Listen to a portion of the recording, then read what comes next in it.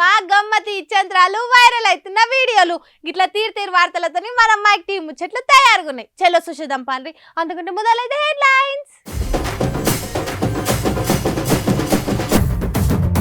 ముస్లింలు అడిగిర్రు సిఐఏ మీద మీ స్టాండ్ ఏంది అని. ఓపెన్లో కోమటిరెడ్డి కాకీలకు చెప్పిండు జీపులు వేసుకపోమని. బాలయ్య లోకేష్ పవన్ మీద ఆడోళ్ళు పోటీ. కూటమికి పెద్ద గండమే ఉందిగా జగన్ ప్లాన్ తోటి. పెద్ద మనసుతోని చిలుకూరయ్య గారు కొనిచ్చిండు ఎద్దు. ఈ సొంటోళ్ళుంటే మతం పంచాదులు పక్కా బంధు. దారిద్రుడు కలగంటే కళలో కూడా వడగండ్ల వాన కూర్చుంది అన్నట్టు అయింది కదా పాపం. ఎలక్షన్ల నిలబడాలని కలలు గన్న లీడర్ల పరిస్థితి. ఏపీ తెలంగాణలో 4వ ఫేజ్లో ఎలక్షన్లు వచ్చినాయి కదా. ఇక అందులో మా గండానికే వచ్చినాయని ఎలక్షన్లలో నిలబడ్డ క్యాండిడేట్లంతా దగ్గరలతోటి గుండెలు బాదుకున్నంత పని చేస్తుర్రట.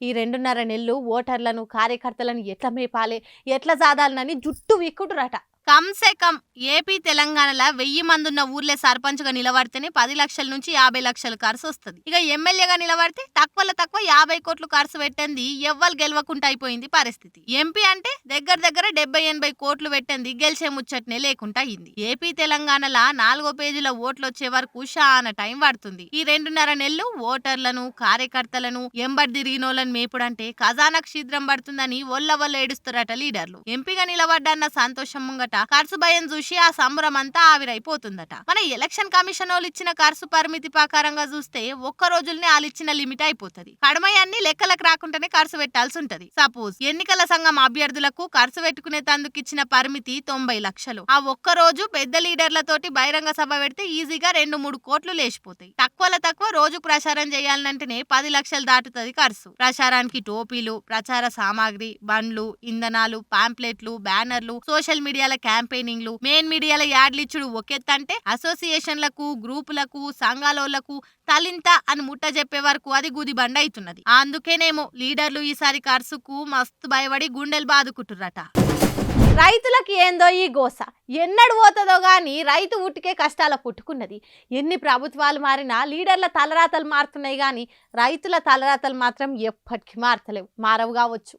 ఈ కరువు పాడుగాను రైతుల పాలిట శాపంగా మారిందిగా. చేన్లు ఎండిపోయినాయి, శెల్కలు నెర్రలు వాసినాయి. నీళ్ల కోసం రైతాంగమంతా నిప్పులు కక్కుతున్న ఎండల ధర్నాలు రాస్తారోకలు చేస్తున్నారు. నీళ్ళీమని కనిపించిన లీడర్ల కాలు మొక్కుతుండ్రు. ఇరిగేషన్ ఆఫీసర్ల కాడికి పోయి ఆల కాలు మొక్కుతుండ్రు. ఈ దిక్కు రిజర్వాయర్లు, డెడ్ స్టోరేజ్లున్నాయి, నీళ్ళిచ్చుడు కష్టమని ఆఫీసర్లు చెప్తుండ్రు. చేతికొచ్చిన పంటలు కాపాడుకోలేక రైతులు తిప్పల పడుతుండ్రు. ఇక కరీంనగర్ నియోజకవర్గంలో ఉన్న ఊర్ల పొంటి రైతులను మందలిద్దామని పోతే బోయిన్పల్లి వినోద్ కుమార్ సార్ కు గోస చెప్పుకుంటా పాపం ఈ రైతన్న గొట్ట ఏడ్చిండు.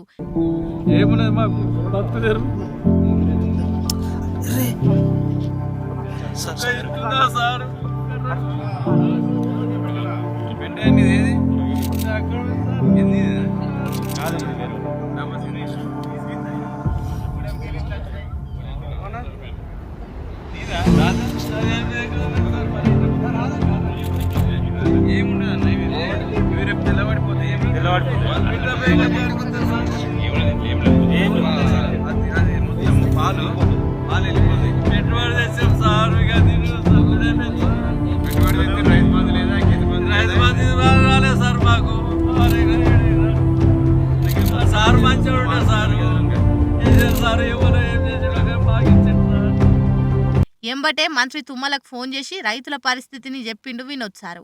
అటు కేటీఆర్ సార్ కూడా ఢిల్లీ లీడర్ల చుట్టూ తిరుగుడు బంద్ చేసి గల్లీల రైతు గోస పట్టించుకోండి అధికార పార్టీ లీడర్లకు సురుకులు అంటించిండు. ఈ రాజకీయాలేమో గాని రైతన్నలైతే గోస పడుతున్నది వాస్తవం. చాలా ఊర్లల్లా నీళ్లు లేక పంటలు ఎండిపోతున్నాయి, పశుల మేత మారిపోతుంది. జర గవర్నమెంట్ బద్నం కాకముందే రైతులను ఆదుకునేటట్టు ఇగరం చేస్తే మంచిగుండు అని అంటున్నారు అంతా. చూడాలిగా సర్కారోళ్ళు ఏ తీర్ల రియాక్ట్ అవుతారో ఎసొంటి సాయం చేస్తారు. చేసుకున్నోళ్లకు చేసుకున్నంత మహాదేవా అని అంటారు.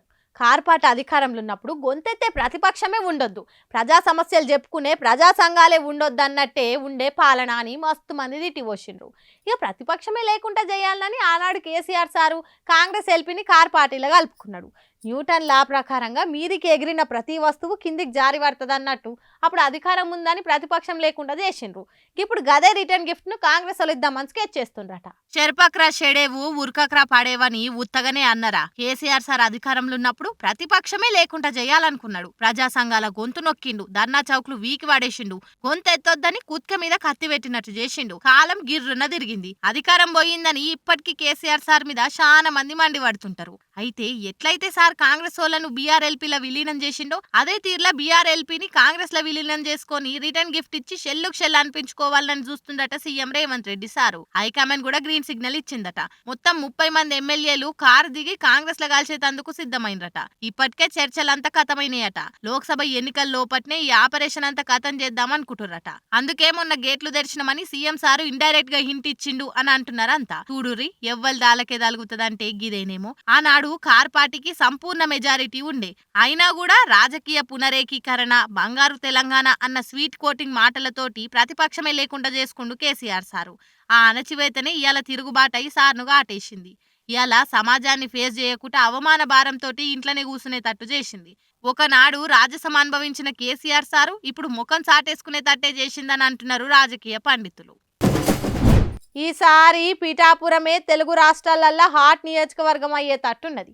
ఎందుకంటే ఆడికెళ్లే కదా గిలాస పార్టీ సేనాపతి పవనాల్ సార్ నిల్చున్నాడు. గిలాసని ఎట్లయినా వాళ్ళగొట్టి పదార్ పచ్చలు చేయాలని జగనన్న, పంకరెక్కలు ఇరగొట్టాలని పవనాలు ఇద్దరికిద్దరు స్కెచ్లు వేసుకునే వరకు అక్కడి రాజకీయం రసవత్తరంగా మారింది.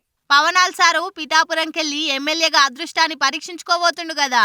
ఇప్పటి సంది పిఠాపురమే నా ఊరు, పిఠాపురాన్ని దేశంలోనే నంబర్ 1 పట్టణంగా మారుస్తా, పిఠాపురం మాలతే మార్చి వాడేస్తా, పిఠాపురం తోటి నాది విడదీయరాని బంధమని భీమవరం వాళ్ళకి చెప్పినట్టే చెప్పుకుంటూ వస్తున్నాడు. పంకరెక్కలు ఇరగొట్టాలని లోకల్ వైసీపీ లీడర్లకు గాజు గిలాసాల షాయి పోషిచ్చి పార్టీలకు చేర్పించుకుండు. నువ్వు బుడ్డ లీడర్లను నీ పార్టీలకు చేర్పించుకుంటే అంతకు మించి అన్నట్టు పిఠాపురం జనసేన మాజీ ఇన్ఛార్జి మానికిడి శేషకుమారిని పార్టీలకు చేర్పించుకుంటూ జగనన్న. దెబ్బకు దెబ్బ అన్నట్టు 2 పార్టీల రాజకీయం నడుస్తుందా ఆడ. పవనాల్ సార్ ఓడినా ఆడామె చేతిలో ఓడిండు అన్న పేరు వచ్చేటట్టు వంగగీత నిలబెట్టిండు. ఒకవేళ గెలిచినా ఆడమ్మ మీద గెలిచిండు గదో గెలిపేనా అని ఎడ్డిచ్చేటట్టు బాగా ఆలోచన చేసి పవన్ సార్ మీద మహిళ నిలబెట్టిండు జగనన్న. పవనాల మీదనే కాదు అటు లోకేష్ అన్న మీద కూడా ఇటు బాలయ్య బాబు మీద కూడా మహిళల్ని నిలబెట్టి ఎమోషనల్ డ్యామేజ్ చేస్తుండు జగనన్న. ఇక అటు పిఠాపురంలోనైతే టీడీపీ క్యాడర్ అలిగితే ఎట్లనో గట్ల బుద్రగిచ్చిండు బాబు సార్ గాని లోపట మాత్రం గట్లనే సలసల మసిలిపోతురట. సైకిల్ పాటోలే పవనాలను దెబ్బతీసినా ఆశ్చర్యం లేదని అంటున్నారు. వైసీపీ గెలిచినా ఓకే గాని జనసేనని మాత్రం గెలవనీయమన్నంత కసితోటున్నారట సైకిల్ క్యాడరు. మరి గిసోంటి పరిస్థితుల్లో ఈసారి కూడా పవనాల్ సార్ ఎదురీది బయట పడతాడా, ఎప్పట్లెక్కనే అవుతుందా అనేది చూడాలిగా. అభిమానిస్తే చాలు గుండెల్లో పెట్టుకొని చూసుకుంటారు ఫ్యాన్స్. వాళ్ళకు వచ్చేదేం ఉండకపోయినా మా అభిమాన క్రికెటర్ రా అని అంగిల్ చింపుకుంటారు. కానీ కొన్నిసార్లు ఫ్యాన్స్ చేసే రచ్చ క్రికెటర్లకు చిరాకు తెప్పిస్తుంది. మీ అభిమానం చల్లగుండా ఆపుర్రా నాయన అనాలనిపిస్తుంది. ఇగో విరాట్ కోహ్లీకి కూడా గట్లనే అనిపిస్తుందట. ఎందుకో చూద్దాం పాండ్రి. విరాట్ కోహ్లీ అంటే పడి చేస్తారు అభిమానులు. ఆయన దాగే నీళ్ళేంటి, తినే తిండేంది, ఏ డ్రెస్ వేసుకుంటాడు, కొడుకుకి ఏం పేరు పెట్టిండు, ఇగో ఇటువంటి ముచ్చట్లన్నీ వాళ్ళ ఇంటోళ్ళ కంటే ఎక్కువనే తెలుసుకుంటారు.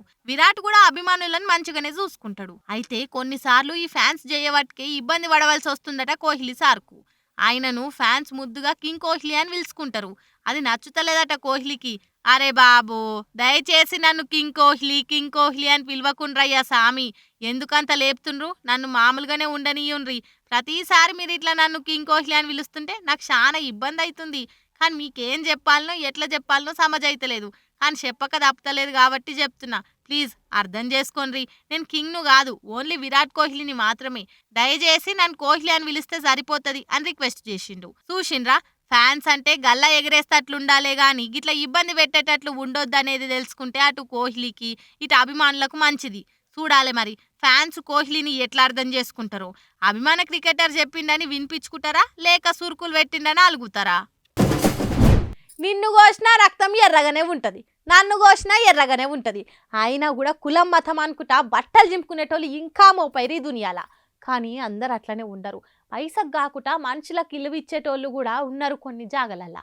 హాగో మానవత్వం ఇంకా బతికే ఉంది, సావలే అని గిసొంటి చూసినప్పుడే అనిపిస్తుంది. కులం మతం అని కొట్టుకసచ్చే ఈ దినాలలో కూడా పలానా మనిషి ఆపదలుండు అని తెలుసుకొని ముందు వెనక ఆలోచన చేయకుండా సాయం చేసి గొప్ప మనసు చూపెట్టుకుంటూ ఈ పంతులు ఈ ఆల్మొగలు శిల్కూర్లు ఉంటారు. వీళ్ళిద్దరు ఓ ఎద్దు మీదనే ఆధారపడి బతికెలదీస్తున్నారు. మొన్న గాచారం బాలేక కరెంట్ షాక్ కొట్టి ఎద్దు చచ్చిపోయిందట. ఇదే ముచ్చట శిల్కూరు బాలాజీ గుడి పెద్ద పంతులు సిఎస్ రంగరాజన్ కెరకవుడే ఆల్సము అలా దగ్గర పోయి మంచి చెడ్డ అరుచుకొని ఎద్దును గిఫ్ట్ ఇచ్చిండు. ఈ అమ్మని చూడరు ఆనందం బాధ రెండో ఉపలేక కండ్ల నిండా నీళ్ళు తెచ్చుకున్నది. మాది శిల్కూరు. మా ఎద్దు చచ్చిపోయినందుకు కరెంట్ షాట్ కొట్టి మాకు ఒకటి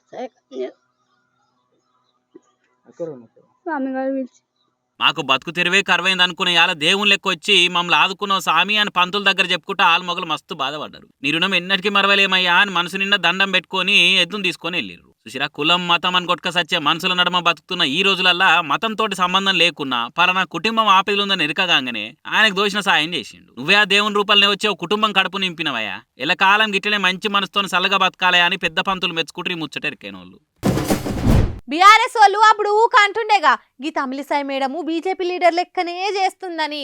ఇగో వాళ్ళు అన్నట్టే ఇప్పుడు తమిళిసాయి మేడం నిజంగానే బీజేపీ లీడర్ అయిపోయింది.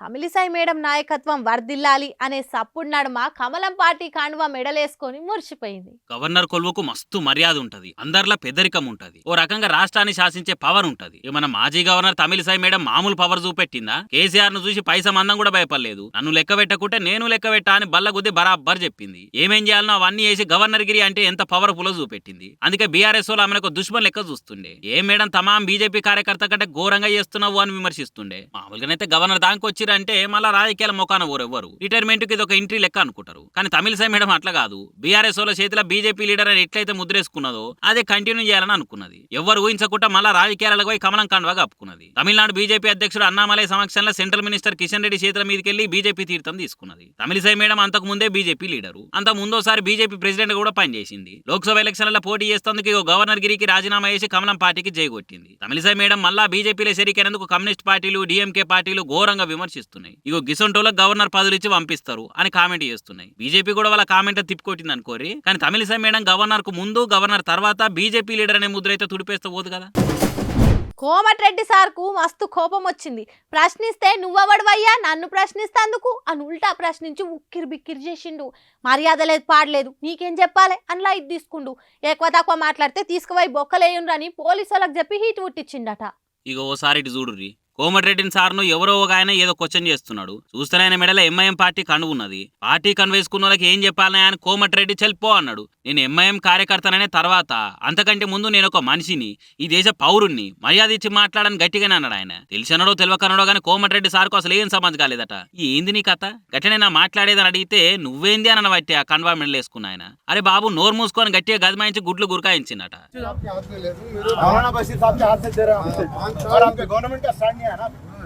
What about the state government stand?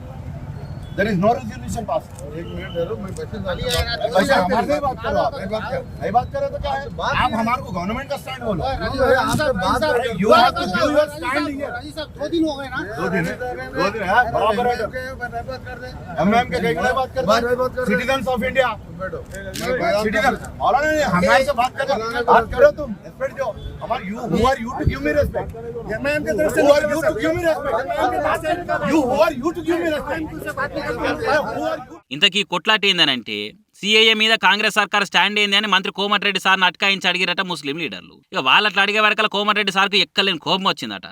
ఎక్కువ చేస్తే వీళ్ళని తీసుకుపోయి బొక్కలేరా అని పోలీసు వాళ్ళకి ఆర్డర్ చేసిందట. మర్యాద లేకుండా అట్లా మాట్లాడతారేం సార్ అని అడిగితే నేనేంది నీకు ఇచ్చే మర్యాద ఏం చేసుకుంటావు చేసుకోపో అని అనే వరకల పంచాయతీ ఇంకా పెద్దగైంది. మంత్రిని ప్రశ్నించినందుకు ఆ ముస్లిం లీడర్లను తీసుకుపోయి పోలీసు వాళ్ళు. ఆ ఊహించని సిచ్యువేషన్ కు దిమ్మ తిరిగి అసలు ఏంది లొల్లి అని తలకాయ పట్టుకున్నట కోమటిరెడ్డి సారు. మంత్రి అనగానే మనం ఏది చేస్తే నడుస్తుంది అనుకుంటే ఎట్లా సారు? ఇగో గిసొంటి ఎక్స్పెక్ట్ చేయని కథలు ఎన్నో ఉంటాయి. అన్నిటిని దాటుకుంటూ ముంగటి పోతేనే అవుతుంది కథ. జర చూసుకుంటూ పోయిగా శిరానులా నేను పట్టుకొచ్చిన ముచ్చట్లు ఎట్లున్నాయో ఇంకెన్ని ముచ్చట్లతోటి మళ్ళా కలుద్దాం. అప్పటిదాకా చూస్తూనే ఉండరు మన మైక్ టీవీ ముచ్చట్లు. ఏమంటున్నా